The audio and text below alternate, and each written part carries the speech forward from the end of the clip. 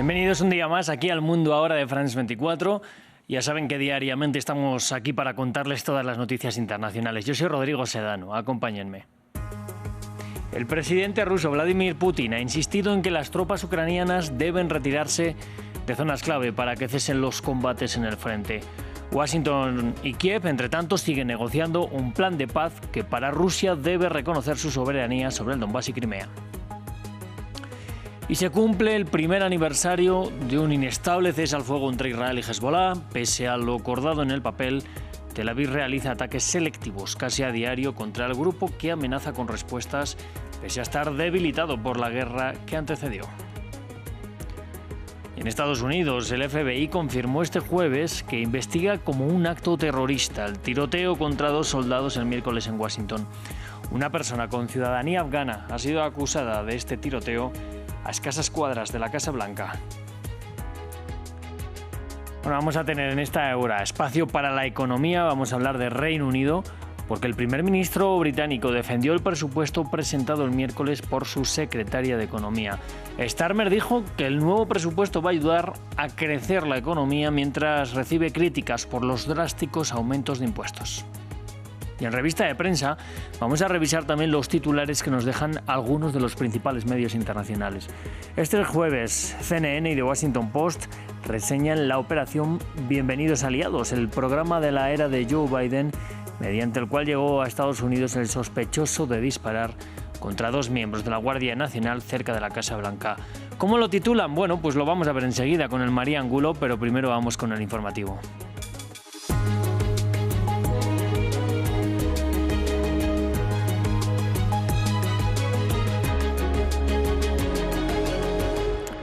Abrimos, por tanto, el informativo con la mirada puesta en la guerra en Ucrania. El presidente ruso Vladimir Putin reiteró que las tropas ucranianas deben retirarse de áreas clave para que los combates en el frente cesen.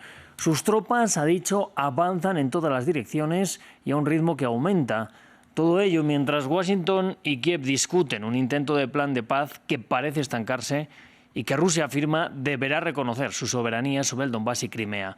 Nos lo cuenta Albert Naya. La incandescencia de las trincheras se trasladó a los despachos, porque de un plan que buscaba poner remedio a una guerra que se extiende desde hace 1372 días, siguió la dialéctica belicista y viene de Moscú. Seguimos recibiendo propuestas de alto el fuego aquí y allá. Cuando las fuerzas ucranianas abandonen los territorios que controlan, cesarán los combates. Si no lo hacen, lograremos este objetivo por medios militares. Eso es todo.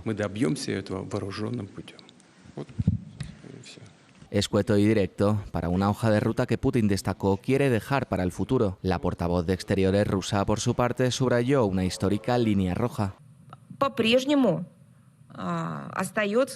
Los intentos de la OTAN de arrastrar a Ucrania a su órbita siguen representando una amenaza para nosotros. La adhesión de Ucrania a esta agresiva alianza militar, que ha declarado a Rusia su objetivo y la ha calificado de amenaza para la seguridad en todos los entornos operativos, es inaceptable para nosotros, porque la esencia de la actividad de la OTAN es la contraacción a nuestro país.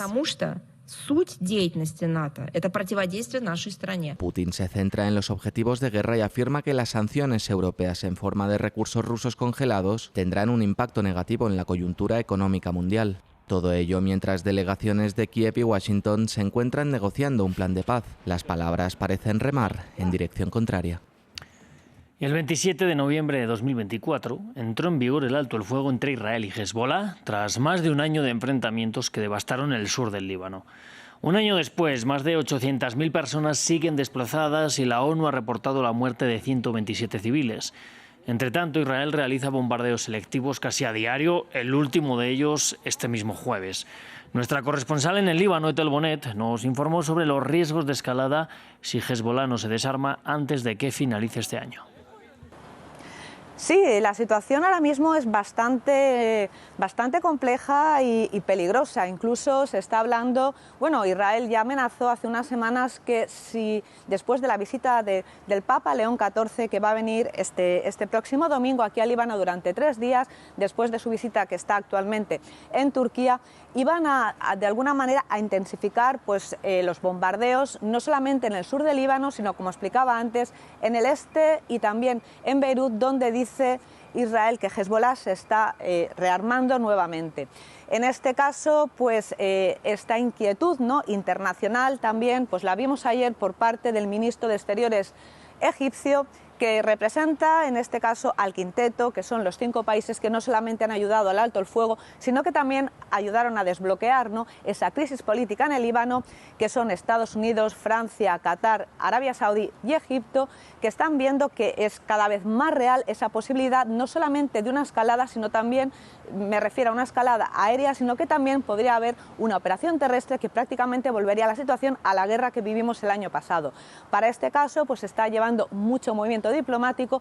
También se espera que después de la visita del Papa venga Morgan Ortagus, que es la enviada especial estadounidense que está llevando el expediente del Líbano, para reunirse con ese comité de alto el fuego y también de alguna manera para intentar calmar, ¿no?, la situación, especialmente por parte de Israel, porque está amenazando de que va a llevar a cabo, ¿no?, una operación a gran escala si Hezbollah no se desarma.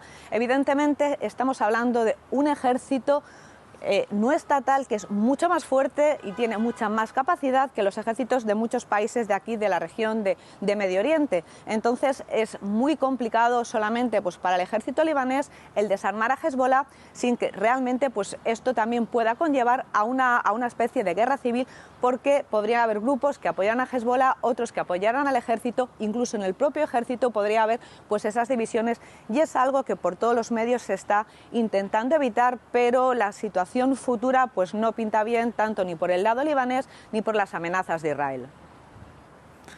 Nos toca hacer una corrección. Son 80.000 personas las que siguen desplazadas en el Líbano después de un año de este alto el fuego y no 800.000, como habíamos dicho. Entre tanto, vamos a la Franja de Gaza. Miembros de la Cruz Roja y militantes de Hamás trabajan en conjunto en la búsqueda de los cuerpos de los rehenes que aún quedan por entregar a Israel. Quedan tan solo los restos de 2 secuestrados por encontrar debajo de los escombros del devastado enclave palestino. Y ayer miércoles Israel devolvió también los cuerpos de otros 15 prisioneros en virtud del acuerdo del alto el fuego que rige desde el 10 de octubre. Nos dirigimos ahora hacia Washington. Allí el FBI ha confirmado que investiga como un acto terrorista el tiroteo que dejó heridos a 2 miembros de la Guardia Nacional el miércoles.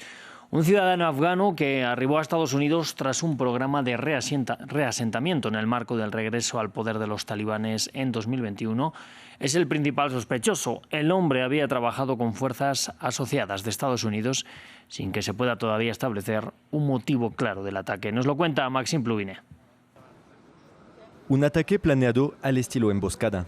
Son las últimas declaraciones oficiales sobre Rahmanullah Lakanwal, principal sospechoso del tiroteo del miércoles cerca de la Casa Blanca en Washington. Un ataque que dejó gravemente heridos a 2 miembros de la Guardia Nacional y que se da en momentos de un polémico despliegue militar en varias ciudades del país por la administración Trump.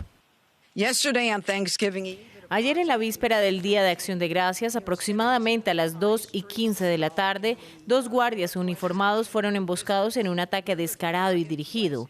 Un tirador solitario abrió fuego sin provocación, al estilo emboscada, armado con un revólver. Lakanwal, el sospechoso de 29 años, es un ciudadano afgano que ingresó a Estados Unidos en 2021.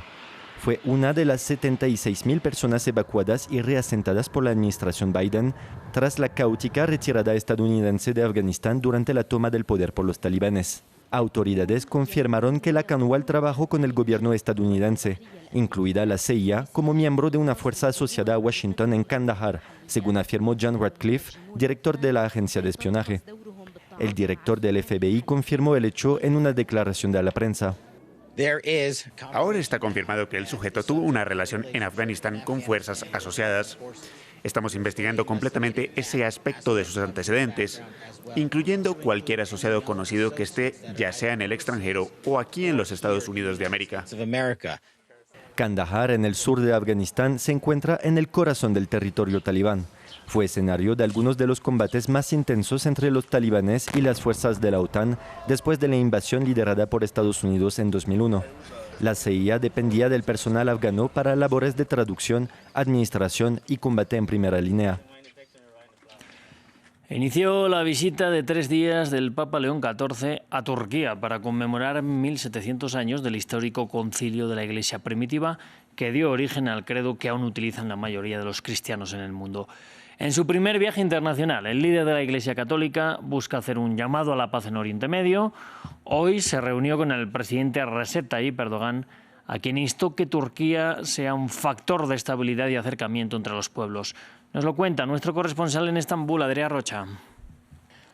El presidente turco Recep Tayyip Erdogan ha destacado hoy, después de su primera reunión con el Papa León XIV, la firme posición que ha tenido hasta la fecha el Vaticano en lo que respecta a la invasión israelí en la Franja de Gaza. Erdogan ha declarado estas palabras después de su primera reunión en el primer día de viaje del Papa León XIV, lo que tiene que llevarle hasta martes de la semana que viene un itinerario que atravesará parte de Turquía y también el Líbano. Erdogan ha destacado así la firme posición del Vaticano en las críticas en contra de los, ha dicho Erdogan, ataques constantes de Israel en contra de la población palestina de Gaza. De hecho, Erdogan ha destacado que Israel no solo ha atacado durante estos últimos años de invasión a hospitales, escuelas y mezquitas, sino que también lo ha hecho en contra de iglesias e iglesias católicas, por lo cual Erdogan ha dado sus condolencias a un papa que empieza hoy mismo su viaje entre Turquía y el Líbano. Uno de los hechos destacados de este viaje, según ha asegurado el propio papa en su discurso posterior a la reunión con Erdogan, será el diálogo interreligioso entre cristianos y musulmanes. De hecho, se espera que en los próximos días el Papa visite junto al director de Asuntos Religiosos de Turquía la Mezquita Azul de Estambul, uno de los centros neurálgicos de la arquitectura y del Islam en Turquía, país de gran mayoría musulmana. De hecho, Erdogan en esta declaración conjunta con el Papa ha asegurado que el hecho de que el Papa realice su primer viaje oficial desde que es Papa en mayo a un país de gran mayoría musulmana destaca la enorme importancia que tiene que tener ahora mismo el diálogo interreligioso y la conexión entre Islam y cristianismo en un mundo cada vez más conflictivo y con menos paz, sobre todo en la región de Oriente Próximo. Y en Hong Kong las familias continúan esperando noticias sobre sus seres queridos y el número de muertos sigue en aumento. Ya son 75 víctimas mortales confirmadas y más de 200 desaparecidos. El gobierno ha iniciado las investigaciones sobre las responsabilidades en el siniestro. El principal señalado hasta el momento es el uso de bambú en las obras de remodelación que se realizaban en el complejo residencial que ardió. Más detalles en este informe. Es barato, flexible y abundante, pero también es inflamable. Las autoridades de Hong Kong han iniciado las investigaciones para determinar cuál fue el origen del incendio en un complejo residencial de la ciudad que ha dejado decenas de muertos. Por el momento, el principal señalado es el uso del bambú, material con el que se estaban edificando los andamios utilizados en las remodelaciones que se efectuaban en las torres. El gobierno comenzó de inmediato a inspeccionar las renovaciones en toda Hong Kong con andamios de bambú y la Oficina de Desarrollo se ha reunido con la industria para discutir la sustitución gradual de los andamios de bambú por metal.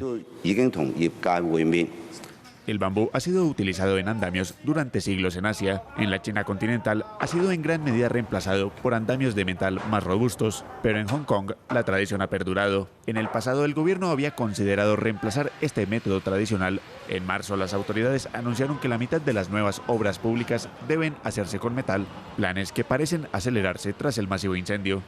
Si bien reconocemos que el uso de andamios tiene una larga historia en Hong Kong y ofrece flexibilidad, particularmente en calles estrechas, su resistencia al fuego sigue siendo inferior a la del metal. Por razones de seguridad, el gobierno considera imperativo acelerar la transición completa al metal. Los investigadores también están averiguando si se utilizaron materiales antiinflamables en el sitio de construcción y en el complejo de edificios. Además, la policía realizó una redada en la empresa encargada de los trabajos en los bloques de apartamentos, arrestando a un consultor y a 2 directores por cargos de homicidio involuntario. Cerramos así el informativo, pero vamos ya con la economía. Bueno, para hablar de economía me acompaña aquí una mañana más mi compañero Juan Pablo Lucumí. Bienvenido. Un placer estar aquí.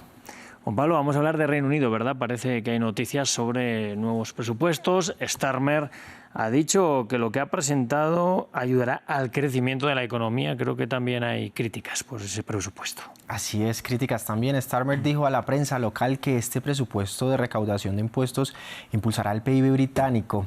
Este presupuesto, hay que decir, tiene subidas fiscales hasta por 34.000 millones de dólares y se suma a las más de 53.000 millones de dólares que pues recaudó el gobierno el año pasado. Pero además analistas han anticipado que elevará la carga fiscal a un máximo histórico desde la Segunda Guerra Mundial y pone la presión en el sector empresarial, pero también recae sobre la clase trabajadora. Una de las cosas que más acuñan es que justamente las promesas del gobierno era que no atacara a la clase trabajadora y esto hicieron. Se espera que con este plan suban los impuestos sobre los dividendos, rentas desde ahorro, bebidas azucaradas, juegos por internet y apuestas digitales, y cree un nuevo gravamen sobre vehículos eléctricos a partir de 2028, mientras se confirmó que no subirá el impuesto sobre la renta, pero sí habrá un nuevo gravamen sobre viviendas de lujo. Pese a todo esto, Starmer dijo que el PIB de Reino Unido crecerá de esta manera. Lo que estamos haciendo es impulsar la economía. El pronóstico para la economía el año pasado por estas fechas era que en 2025 crecería un 1%. Dijimos que queríamos superar ese pronóstico. Las cifras se conocieron ayer, un 1,5%, así que eso es un 50% superior al pronóstico. Ese es el espíritu con el que avanzamos a partir de este presupuesto. Soy optimista sobre este país. Creo que sentando las bases adecuadas y tomando las decisiones justas y necesarias podemos superar todos los pronósticos. Ya lo hicimos para 2025. Estoy decidido a hacerlo en los próximos años.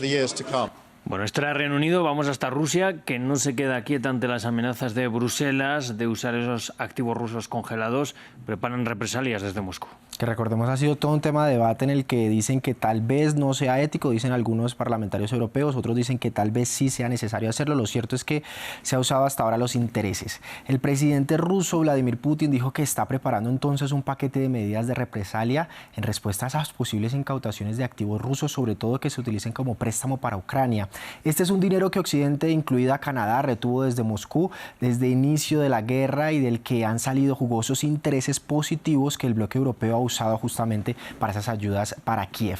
Pero la Unión Europea no se ha atrevido a usar el capital en sí, sino solo los intereses. Y este tema sigue en debate sobre si sería algo bien visto o no. Mientras Bruselas decide qué hacer, Putin advirtió que cualquier intento de confiscar entonces los activos rusos sería un robo de propiedad y tendría un impacto negativo en el sistema financiero global. Así lo dijo.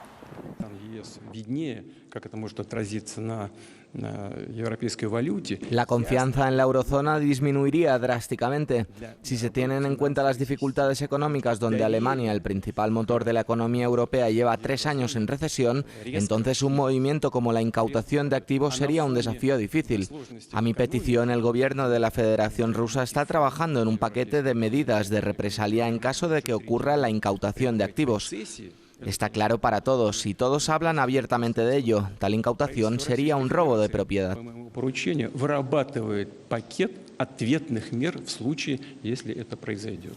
Vamos hasta Francia, que de nuevo rechaza este acuerdo entre la Unión Europea y el Mercosur.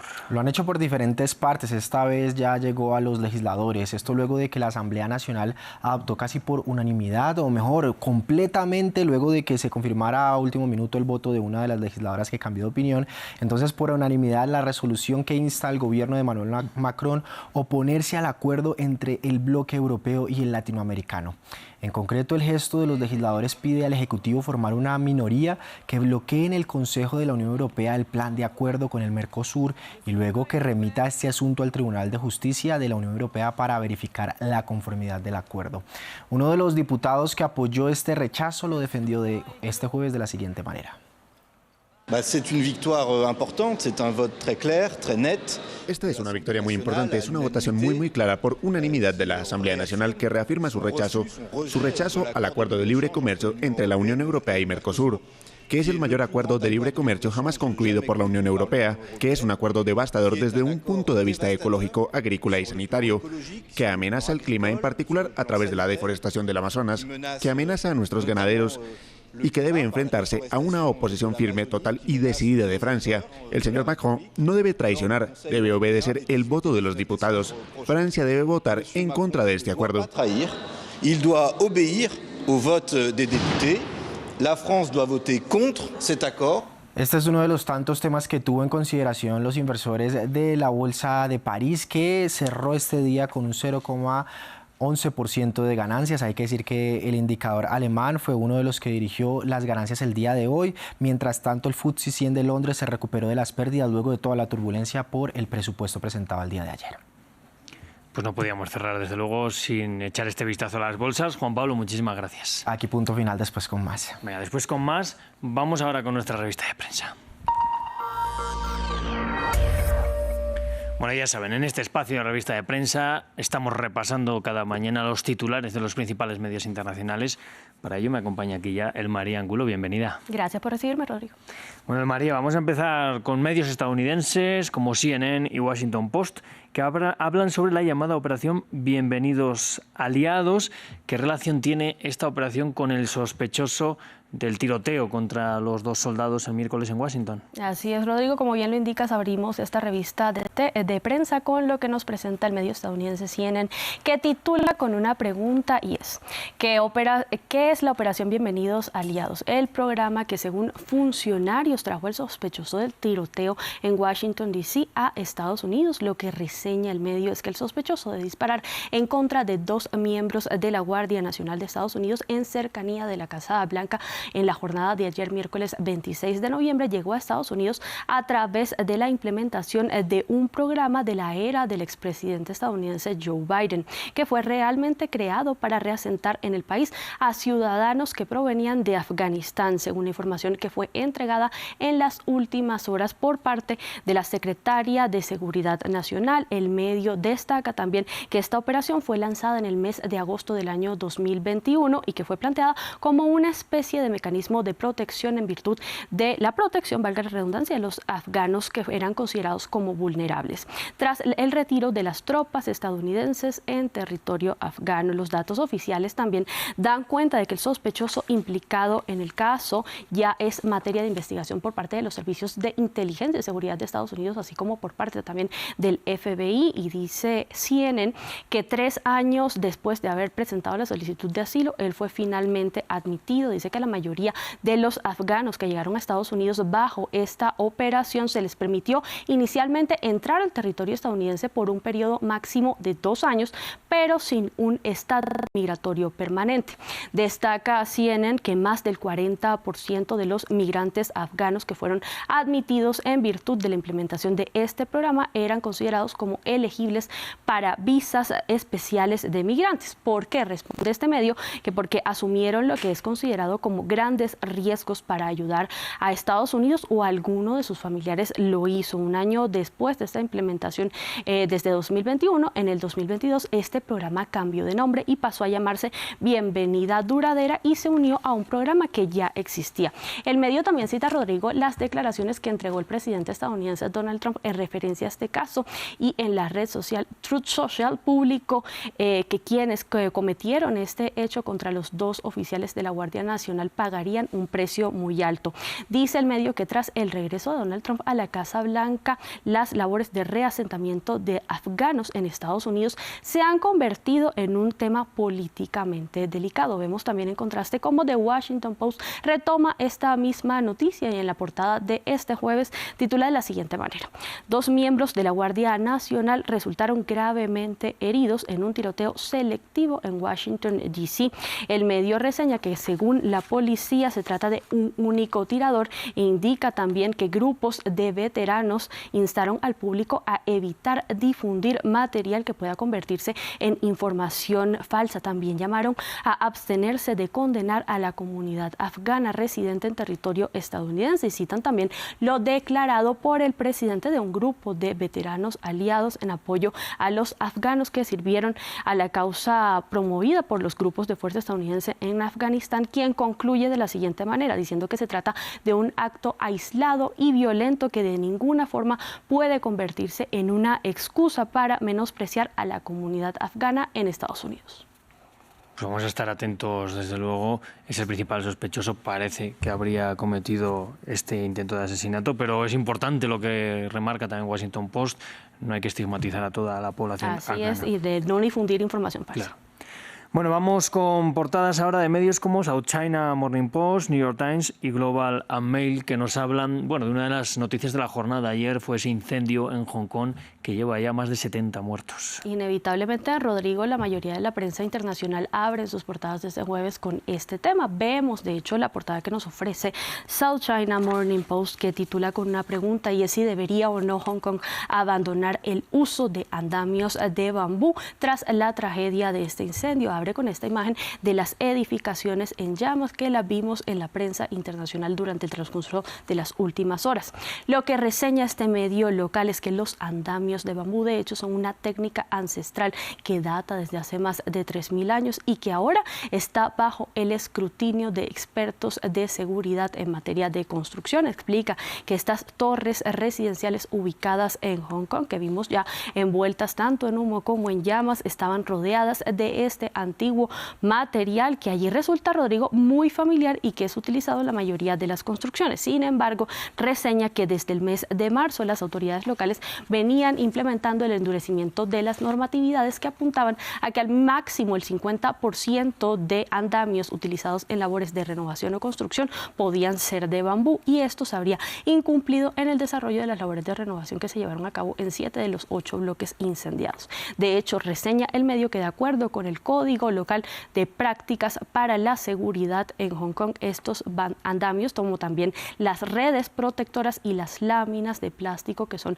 instaladas en la parte frontal de estas estructuras, eran consideradas como inflamables. En contraste, vemos también como el medio estadounidense The New York Times pone la lupa también sobre este tema y titula: Hong Kong arresta a 3 personas vinculadas a una empresa constructora tras un incendio que califica, Rodrigo, como mortal. El medio también reseña en su portada una imagen de lo que fue el desarrollo de esta jornada, pero desde una cara más humana, mostrando a un señor visiblemente compungido ante el desarrollo de esta tragedia. Sobre el tema pone también en consulta la opinión de expertos en seguridad sobre qué tanto es admisible que se sigan utilizando este tipo de materiales de construcción, y concluye que esto no se trata de un tema nuevo, que ya expertos de seguridad habían puesto este debate sobre la mesa. Vemos cómo medios de Canadá también reseñan en portada este tema.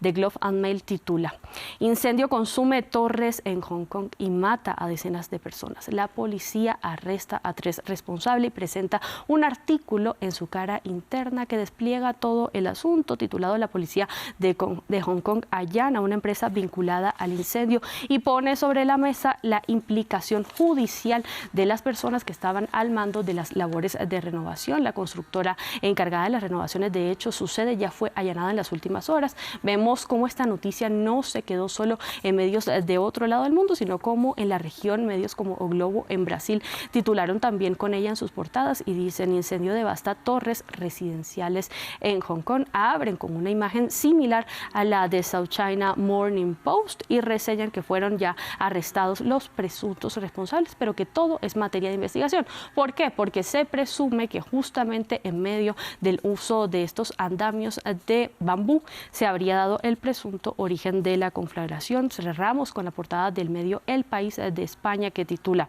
fuego arrasa 8 rascacielos en Hong Kong, y de igual manera abre con la foto de este señor que ya se ha convertido, le ha dado la vuelta al mundo esta imagen. El medio reseña que el gobierno anunció también que habrá restricciones penales contra los responsables y concluye de la siguiente forma: el incendio probablemente se originó fuera de uno de los edificios en un andamio de bambú.